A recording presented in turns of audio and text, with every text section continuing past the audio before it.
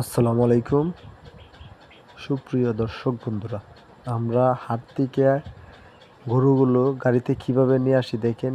কিভাবে আমরা গরুগুলো গাড়িতে লোড দিছি, সবগুলো একত্রিত করে নিয়ে আসছি। এখানে সারিবদ্ধভাবে গরুগুলো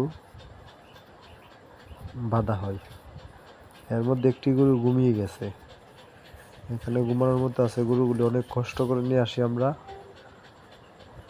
প্রায় 12 ঘন্টার মতো আমরা গাড়িতে থাকতে হয়। গরুগুলি দেখেন, গরুগুলি কিভাবে আমরা লোড করে দিয়েছি।